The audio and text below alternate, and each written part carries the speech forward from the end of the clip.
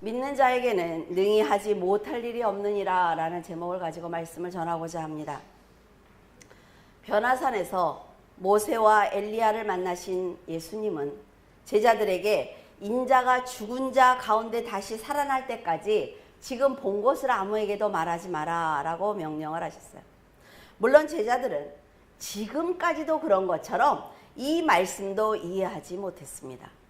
이렇게 영적인 생각과 육적인 생각의 차이가 얼마나 큰지 우리는 예수님과 제자들을 보면서 알 수가 있습니다. 한글을 모르는 사람에게 낫의 모양이 기역자야 아무리 알려줘도 문제가 뭐냐면 기역이 무엇인지 모른단 말이죠. 그러니까 알아들을 수 없는 것과 같아요. 많은 기적과 이적을 보여주셨고 변화산에서 모세와 엘리야까지 만나게 하셨지만 여전히 그들은 영적 무지에서 깨어나지 못한 것입니다. 이런 제자들을 보시는 예수님의 마음이 얼마나 답답했을까요? 조금은 이해가 되지 않습니까? 이튿날 변화산에서 다른 제자들이 밑에서 기다리고 있는 곳으로 예수님께서 내려오셨어요. 그런데 제자들이 문제를 해결하지 못하고 아주 쩔쩔매고 있는 것입니다. 그래서 예수님이 왜 그러느냐고 물으셨어요. 무리 중에 한 사람이 귀신 들린 아들을 데리고 나오면서 예수님께 이렇게 얘기를 합니다. 귀신이 아들을 심하게 괴롭히기 때문에 당신의 제자들에게 데리고 왔지만 이들이 귀신을 쫓아내지 못했습니다. 그러자 크게 실망하신 예수님께서는 믿음이 없는 세대여, 내가 얼마나 너희들과 함께 있어야 하며 얼마나 너희를 참아줘야 하느냐라고 책망을 하셨어요. 지금까지 보여준 베드로의 신앙을 우리가 봤을 때 다른 제자들 역시 성숙하지 못한 신앙을 가졌을 것입니다. 예수님은 그런 제자들을 둘러보시면서 안타까운 마음을 드러내셨어요. 그리고 아비에게 아들을 데리고 오라고 하셨습니다. 귀신 들린 아이를 불쌍히 여기는 마음으로 귀신을 쫓아내 주신 것입니다. 귀신은 예수님의 대적이 되지 않습니다. 그렇기 때문에 제자들이 만약 용기를 내어서 예수님의 이름으로 사탄에게 명령을 했다면 사탄은 쫓겨나갔을 것입니다. 하지만 제자들은 귀신 들린 아이가 경련을 일으키고 파리하게 넘어가자 두려웠던 거예요. 여러분 귀신 들린 사람 보셨습니까? 거품을 막 뿜잖아요. 그렇죠? 그러면서 넘어가면서 눈도 돌아가고 얼굴이 되게 무섭게 변해요. 그래서 입으로 할 수 있는 악한 말들은 다 합니다. 그러니까 얼마나 두렵겠어요. 누가복음 9장 49절에서 50절에 요한이 여짜오되 주여 어떤 사람이 주의 이름으로 귀신을 내쫓는 것을 우리가 보고 우리와 함께 따르지 아니하므로 금하였나이다. 예수께서 이르시되 금하지 말라. 너희를 반대하지 않는 자는 너희를 위하는 자니라 하시니라. 제자들은 예수님의 곁에서 직접 말씀을 들었습니다. 그리고 기적도 경험했어요.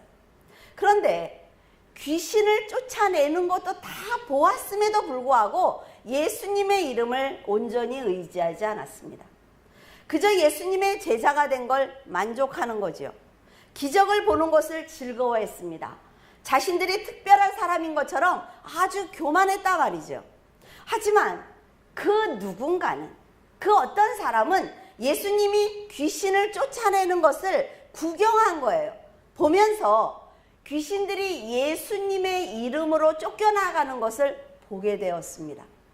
그리고 자기가 본 그대로 예수님의 이름으로 귀신에게 한번 탁 명령해 봤는데 귀신이 쫓겨나갔단 말이죠. 그러니까 그때부터 자신 있게 귀신을 향해서 예수님의 이름으로 그 귀신을 대적한 것입니다. 바로 이런 신앙이 예수님이 제자들에게 원하는 신앙이라 말이죠. 한번 해보라는 거예요. 저도 설교를 블로그에 올리는데 설교 말씀대로 삶에 적용해 보니까 신기한 경험을 하게 되었습니다 라는 감사의 글을 받고는 합니다. 물론 제 설교를 보고 삶의 방향을 바꾸는 분들을 보면 너무나 기뻐요. 하지만 우리 교회 성도들이 말씀을 듣고 자신들의 삶에 적용해 보는 것이 저에게는 더 큰 기쁨이라 말이죠. 이런 제 마음이 바로 지금 예수님께서 제자들을 향한 마음이 아닐까 조심스럽게 생각해 보았습니다. 말씀을 들었다면 말씀대로 한번 살아봐야 합니다. 말씀을 들었다면 예수님의 이름으로 귀신을 대적해야 하며 천국을 침노하는 성도가 되어야만 합니다. 그래야만 하늘의 권능이 무엇인지 알 수 있단 말이죠. 하나님이 있겠어? 정말 천국이 있겠어? 살아보라 말이죠. 구원을 받기 위해서 살아낸다는 것이 무슨 말인지 알 수 있습니다.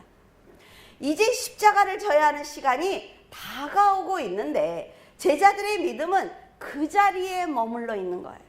얼마나 불안하셨을까요?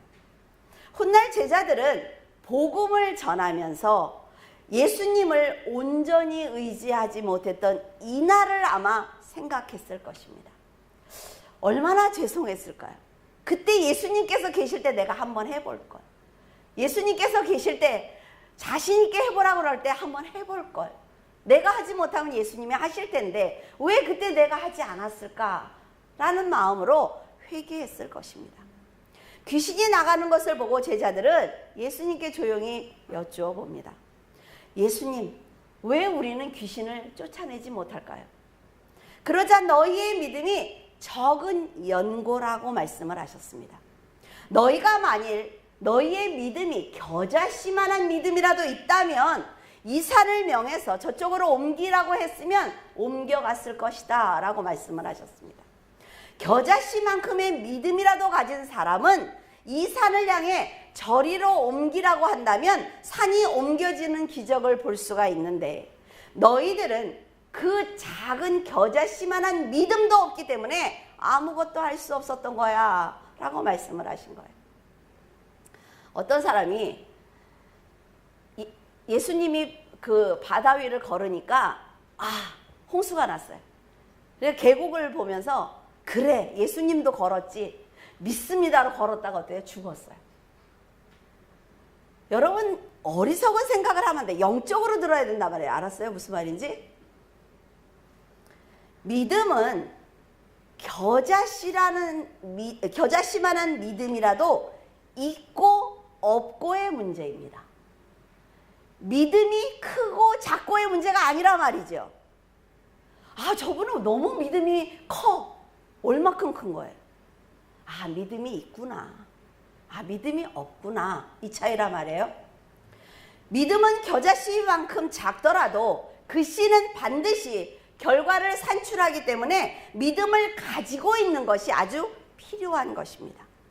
불신앙은 그 어떤 결과도 산출해낼 수 없기 때문에 그래요. 그래서 겨자씨만한 믿음을 가지고 있다면 못할 것이 없다라고 예수님은 말씀하신 것입니다. 이 세상은 움직일 수 없는 큰 산처럼 보입니다. 그런데 겨자씨만한 믿음이라도 여러분이 가지고 있다면 감당하지 못할 문제가 절대로 없습니다. 이 문제는 절대로 해결하지 못해. 아니요. 내가 믿음을 가지고 하나님 앞에 간구하면 하나님께서 하십니다. 우리가 하는 게 아니라 말이죠. 믿음은 예수님의 이름을 의지하는 능력이므로 낙심과 좌절을 희망으로 바꿔줄 수 있는 결단을 할 수 있게 만들어요. 어떤 문제이든 그래서 해결할 수가 있는 것입니다. 겨자씨만한 믿음으로 무엇을 하겠어? 여러분 겨자씨 보셨습니까? 정말 보이지도 않잖아요. 하나잖아요. 그죠? 그런데 그 작은 믿음이 여러분에게 불가능은 없다는 자신감을 심어주는 거예요. 이 말은 겨자씨만한 믿음이 있어야만 하나님과의 관계를 지속할 수가 있고 전능하신 하나님의 능력과 지혜가 여러분의 것이 될 수가 있습니다. 그런 믿음이 없기 때문에 제자들은 예수님을 만났음에도 불구하고 아무 능력도 행할 수가 없었던 거예요. 사망에 던져지는 사람들을 보면서도 도리어 두려움에 떨고 있는 것입니다. 귀신 들린 아들을 데리고 온 아들은 예수님에게 귀신이 내 아들을 죽이려고 하는데 혹시 당신이 무엇을 할 수 있거든 우리를 불쌍히 여겨주십시오 라고 말을 했습니다. 그러자 예수님께서 할 수 있거든이 무슨 말이냐? 믿는 자는 능치 못할 일이 없다 라고 말씀하셨어요. 이 말을 청년들이 들으면, 학생들이 들으면 꼭 그래요. 공부도 안 하면서 하나님 믿습니다. 능치 못할 일이 없을 줄로 믿습니다. 꼭 시험 보러 갈 때 그런 말을 해요. 아니에요. 아닙니다. 그 말을 들은 아이의 아버지는 소리를 지르면서 내가 믿나이다. 나의 믿음이 없는 것을 도와달라며 간절히 매달렸습니다. 이 아버지의 모습이 바로 우리들의 모습이 되어야 하는 것입니다. 예수님을 믿는다고 하나님 앞에 나왔지만 우리는 겨자씨만한 믿음도 없기 때문에 하나님을 믿지 못하고 온전히 내 문제를 맡겨드리지 않는 것입니다. 그저 하나님이 할 수 있거든 이 문제 좀 도와달라고 부탁하는 그런 정도로만 기도한다 말이죠. 그렇기 때문에 우리의 삶에서 기적을 경험할 수가 없는 것입니다. 인간의 지혜로 판단하기 때문에 그 정도의 은혜밖에 받지 못하는 거예요. 내가 가지고 나온 그릇밖에 채우지 못한다 말이죠. 겨자씨만한 믿음이라도 보여드려야만 하나님께서 역사하실 것인데 자신이 원하는 만큼만 해달라기 때문에 축복받은 그릇이 없어서 아무것도 받을 수가 없는 거예요. 하나님 앞에 우리가 이런 그릇과 이런 그릇이 있다고 해요. 자, 이 그릇을 갖고 나왔어요. 하나님 문제가 이겁니다. 이것만 해결해 주세요. 하나님이 해결해 줬어요. 다음에 문제가 또 생기면 이거 또 갖고 나와야 되잖아요. 그렇죠? 근데 이 그릇을 갖고 나오면 하나님이 차고 넘치도록 주시잖아요. 이런 문제의 몇 배를 해결할 수가 있죠. 그러면서 기도하면서 계속 채워나가는 거예요. 이것이 능력 있는 성도의 모습이라 말이에요. 하나님께 할 수 있거든 해결해 달라고 기도하는 것이 아니라 저는 지금 이 상황에서 아무 방법도 없습니다.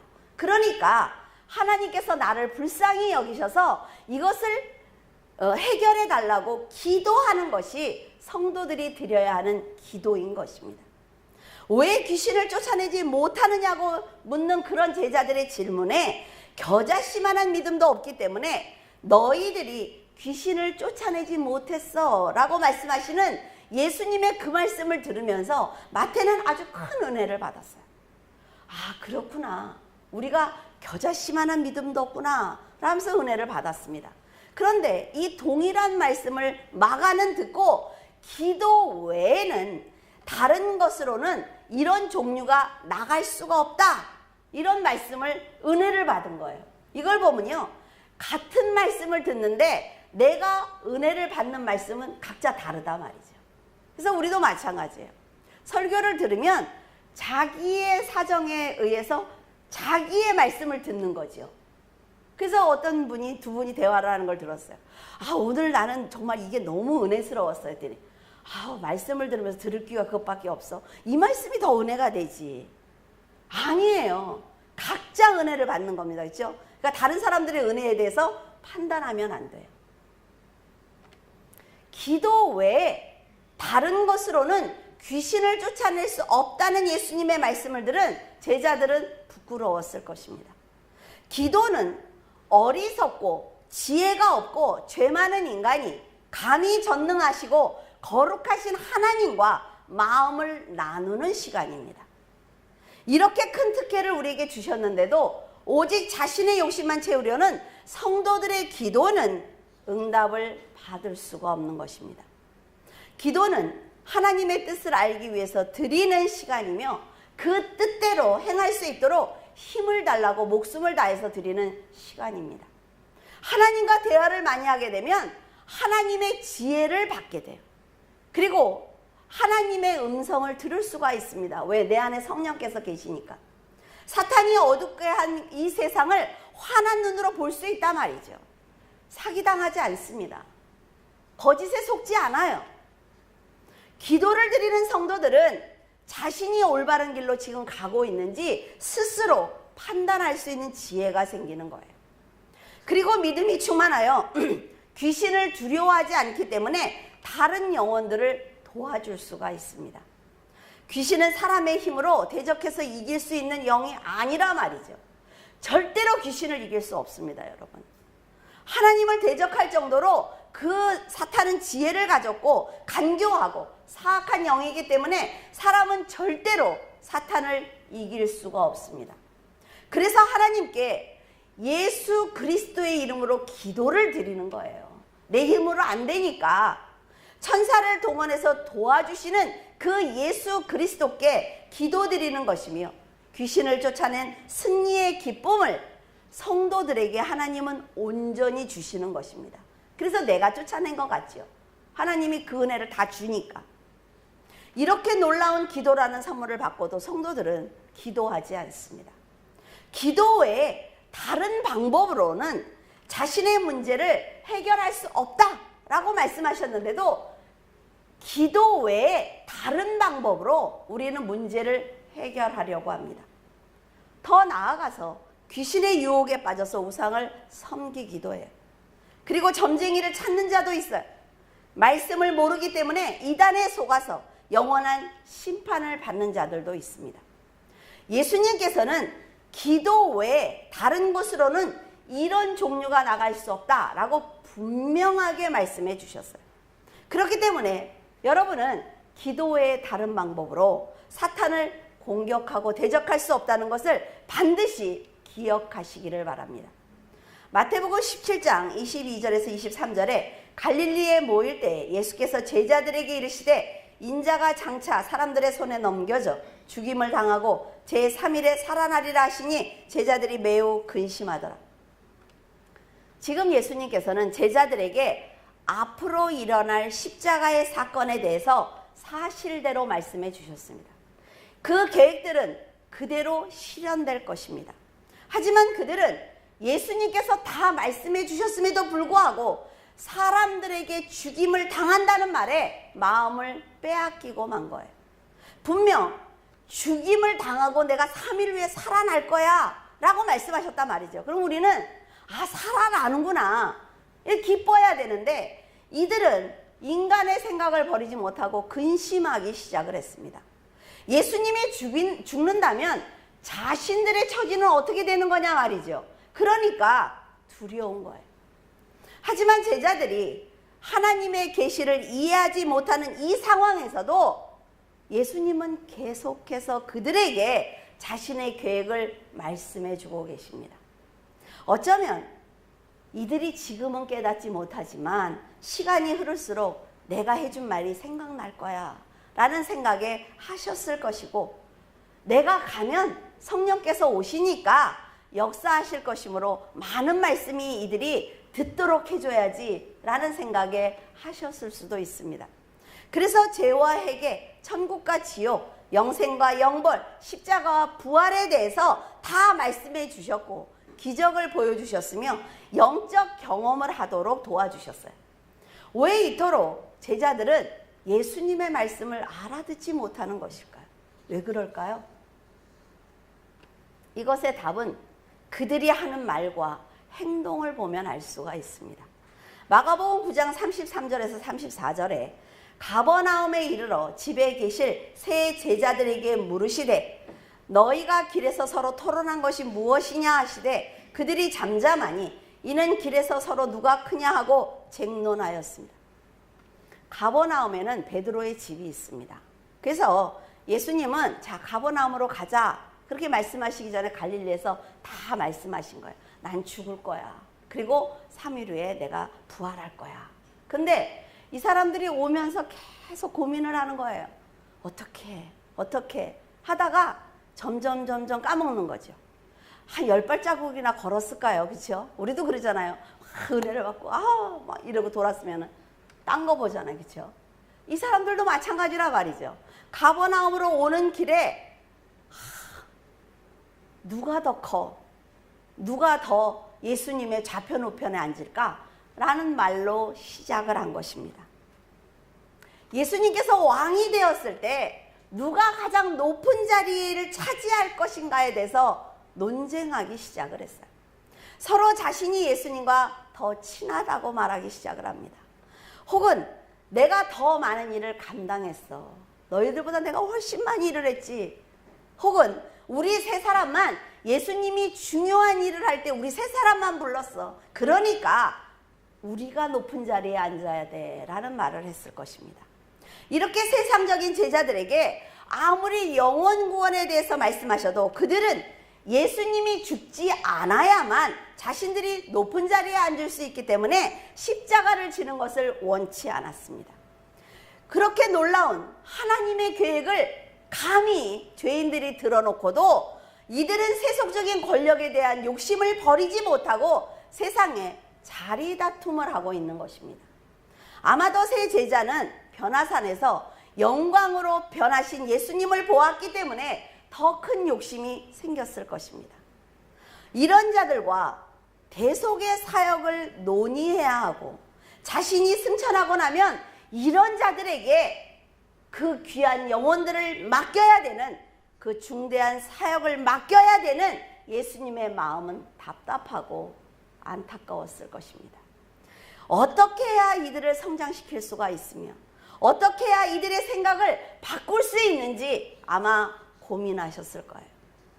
예수님께서는 12제자를 불러서 너희들이 첫째가 되고 싶거든 모든 사람들의 끝이 되어라 라고 말씀을 하셨어요. 모든 사람들을 섬기는 자가 되어야만 하나님께서 가장 높은 자로 너를 인정하실 거야. 그리고 한 아이를 불러서 제자들 한가운데 세우시거든 누구든지 내 이름으로 이런 어린아이를 영접하면 곧 나를 영접한 것이고 나를 영접하면 하나님을 영접한 것이다 라는 말씀을 하셨습니다. 어린아이는 심령이 가난한 자, 즉 세상의 욕심을 버린 자를 말하는 거예요. 하나님의 역사를 이해하고 하나님의 뜻대로 살아가는 사람을 어린아이다 라고 말씀하시는 것입니다. 그러므로 이렇게 어린아이와 같이 세상에 물들지 않고 믿음으로 사는 성도를 영접하는 자는 예수님을 영접하는 것과 같다라고 말씀을 하신 거예요. 그리고 예수님을 영접하는 자는 하나님께서 어떤 마음으로 독생자를 세상에 보내셨는지 온전히 이해하고 있는 자이기 때문에 하나님을 영접하는 것과 같다라고 말씀을 하셨어요. 그러나 너희들은 자신을 부인하고 자기 십자가를 지고 나를 따라야만 구원을 받을 수 있다는 말을 들었지만 아무도 너희들의 십자가를 지지 않았고 아무도 내 십자가를 지지 않는 어른으로 살고 있기 때문에 나를 온전히 따르지 못하고 있는 거야 라고 책망을 하신 것입니다. 만약 이 어린아이에게 내 이름으로 명령하면 귀신이 나갈 거야 라고 가르쳐 준다면 그 아이는 그대로 해볼 것입니다. 하랬으니까 한번 해볼 거예요. 이 말씀은 너희들은 내 이름으로 귀신이 물러갈 것이다 라고 그렇게 말해 주었는데도 결국 듣지 않았다는 거예요. 너희들의 문제, 너희들의 고난, 너희들이 지금 가지고 있는 근심을 예수 그리스도의 이름으로 명령을 하면 내가 역사할 터인데 내가 할 거니까 해봐 라고 얘기하지만 우리는 하지 않는단 말이에요. 지금 예수님께서 12제자 앞에 어린아이를 세우시고 내 이름으로 이런 어린아이 하나를 영접하면 나를 영접하는 것과 같다는 말씀 속에 이렇게 많은 얘기가 담겨 있는 것입니다. 오랜 시간 제자들을 데리고 다니면서 많은 것을 알려주었지만 결국 세속적인 자리다툼을 하는 것을 보시면서 크게 실망하신 거예요. 십자가를 지실 시간이 다가오는 이 시점에서 제자들이 어린아이와 같은 심령을 가졌다면 예수님은 더 많은 하나님의 나라에 대해서 얘기해 주었을 거예요. 사탄은 어떤 존재야? 지옥은 어때? 내가 올 때 재림의 날은 어떤 멋진 일들이 일어날 거야? 얼마나 많이 알려주셨을까요? 이 사람들이 믿음이 없어 우리가 못 들은 거예요. 이 사람들이 믿음이 있으면 성경이 쫙 써 있을 거 아니지. 마태복음 18장 3절에서 4절에 이르시되 진실로 너희에게 이르노니 너희가 돌이켜 어린아이들과 같이 되지 아니하면 결단코 천국에 들어가지 못하리라. 그러므로 누구든지 이 어린아이와 같이 자기를 낮추는 사람이 천국에서 큰 자니라.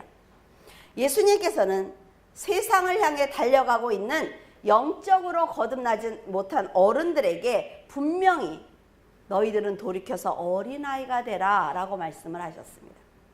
부모님의 사랑만 있으면 아무것도 필요 없는 어린아이처럼 하나님의 사랑만 있으면 살아갈 수 있는 성도로 살지 않는다면 천국에 들어갈 수 없다는 것입니다. 낙타가 바늘구멍을 통과하지 못하는 것처럼 세상의 욕심으로 몸집이 커진 자는 결코 천국에 들어갈 수 없으므로 자기를 낮추고 스스로 깎는 겸손한 자가 되라 라고 말씀을 하신 거예요. 하지만 심령이 가난한 자가 되어야만 천국에 들어갈 수 있는데 제자들은 지금 욕심으로 가득 차 있단 말이죠. 예수님이 왕이 되기만 하면 내가 높은 자리를 차지하겠다라고 지금 싸우고 있는 거예요. 이런 사람은 온유한 자가 될 수가 없습니다. 하나님의 나라를 위해서 자신을 희생할 준비가 된 자로 의에 줄이고 목마른 자가 되어야 하는데 지금 이들은 인간의 의에 배가 불러 있고 세상의 욕심에 배가 불러 있습니다. 이런 제자들이 구원을 위해서 영혼들을 긍휼히 여길 수가 있을까요? 오직 세속적인 자리를 탐하는 이런 제자들이 하나님을 볼 수 있는 청결한 사도의 역할을 감당할 수 있겠습니까? 결코 이런 마음으로는 화평한 자가 되지 못할 것이며 예수님을 온전히 영접하지 못한 이들은 하나님의 아들이 될 자격이 없습니다. 욕심으로 믿음의 형제를 밀어내기 위해서 지금 기싸움을 하고 있는 이런 사람들은 의를 위해서 박해를 받지 않을 것입니다. 예수님은 제자들의 이런 더럽고 추한 마음을 직접 보고 계시는 것입니다. 그래서 아무런 욕심도 없이 사랑만 받으면 행복해하는 어린아이를 안으시고 천국은 이런 자들의 것이야 라고 말씀하고 계시는 거예요. 이런 말씀까지 하셔야 되니 그 마음이 얼마나 아팠을까요? 만세전부터 죄의 대속을 계획을 하셨습니다. 그리고 그들을 위해서 십자가를 지는 계획을 하나님과 이미 다 끝내셨단 말이죠. 이제 이 사람들을 제자로 불러서 진리의 말씀을 가르쳐 주셨어요. 이제 십자가를 져야 하는 날이 가까우는데 오직 자신만 생각하는 이들을 보면서 얼마나 안타까웠을까요? 만약 여러분이 예수님이라면 이런 제자들에게 어떤 말을 해주겠습니까? 여러분들이 목숨을 다해서 이 사람을 키우고 나는 이 사람을 위해서 죽어야 되는 거예요. 그런데 그 사람은 하나도 안 변하고 차돌처럼 이러고 앉아있으면 여러분들은 뭐라고 얘기해 줄 것 같아요? 당신들이 그래도 예수님의 제자들인데 세상 사람들과는 조금은 달라야 되지 않느냐고 말해주지 않겠습니까? 믿음의 형제들끼리 서로 미워하고 자리 다툼을 하면서 예수님의 말씀에 순종하지 않는다면 당신들은 제자가 될 자격이 없다라고 말해주지 않겠어요? 예수님의 사랑과 희생을 본 당신들이 똑바로 정신을 차리지 않는다면 하나님의 구원의 역사를 누가 이끌어 가겠느냐고 책망하지 않겠습니까? 그렇다면 여러분은 지금 제자들과 다른 신앙을 가지고 있습니까? 여러분은 하나님께서 그토록 애쓰고 계시는데 영혼 구원을 위해서 어떤 일을 하고 계십니까? 믿음의 형제들을 사랑하기 위해서 욕심을 버리셨습니까? 예수님께서 여러분의 이름을 부르면서 나는 너를 위해서 희생했으니까 너도 나를 위해서 희생해 달라고 말씀하신다면 뛰어나갈 준비가 되어 있습니까? 그리고 하나님께서 여러분의 이름을 부르시는 그 마지막 날 육을 벗고 하나님의 부름을 받았을 때 당당하게 천국문을 열고 제가 최선을 다해 살다가 이제 왔습니다 라고 말씀하실 그런 준비가 되어 있습니까? 천국문을 열면서 하나님의 말씀대로 나는 가장 낮은 자리에서 믿음의 형제들을 섬겼습니다. 하나님께서 맡겨주신 물질과 건강과 지혜와 믿음으로 영혼 구원을 위해서 밤낮 애쓰고 노력했습니다 라고 크게 외치며 뛰어들어갈 그런 자신이 있습니까?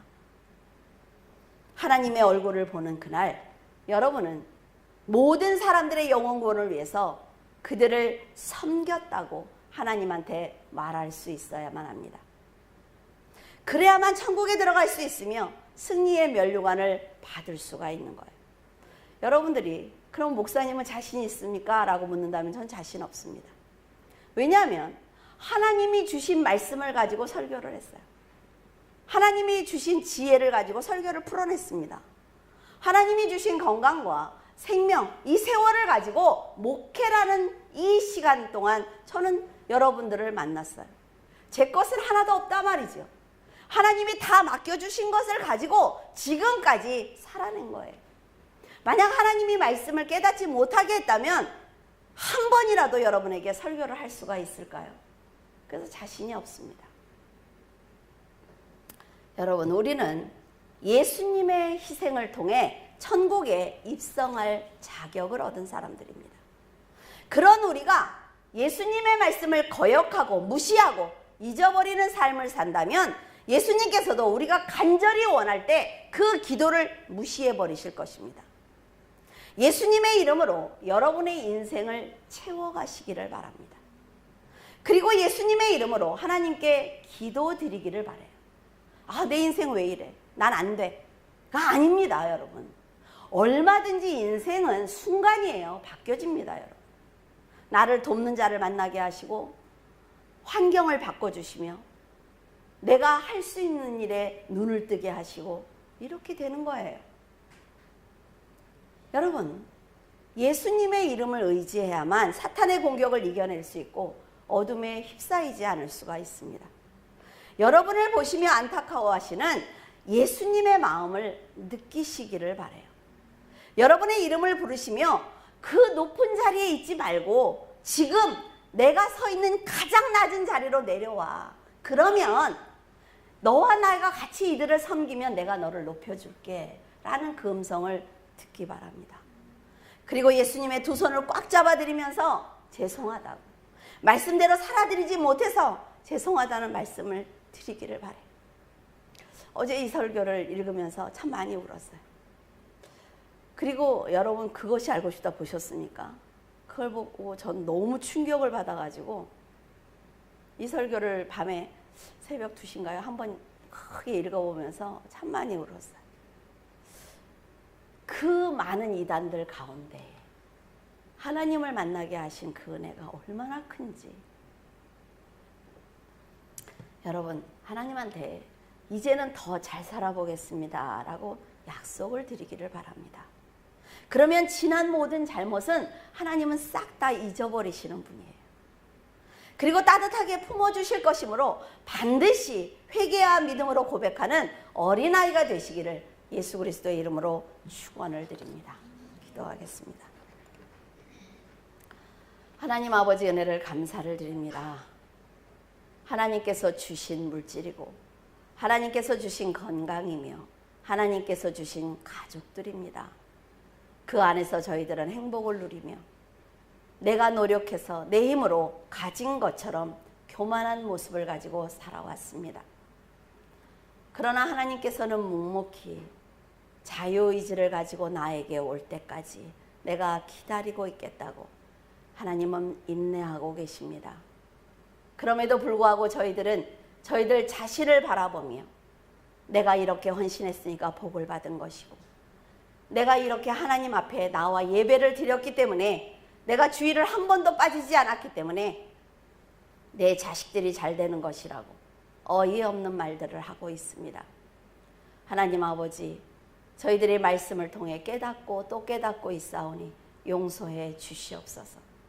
그리고 하나님의 얼굴을 보는 그날까지, 천국의 문을 여는 그날까지 저희들의 영혼을 지켜주시옵소서. 하나님 아버지, 하나님을 사랑합니다. 그리고 하나님을 존경합니다. 거룩하신 하나님께서 이 어리석은 자들을 불러주시고 아버지라고 말씀하시니 감사를 드립니다. 더욱더 믿음으로 살아내겠사오니 아버지 하나님께서 저희들을 지켜주시고 악한 자와 악한 영을 만나지 않도록 도와주시며 이 세상에 휩쓸려 넘어지지 아니하도록 하나님 도와주시옵소서. 주님께서 함께 하심을 감사하며 우리 주 예수 그리스도 이름으로 기도드립니다. 아멘.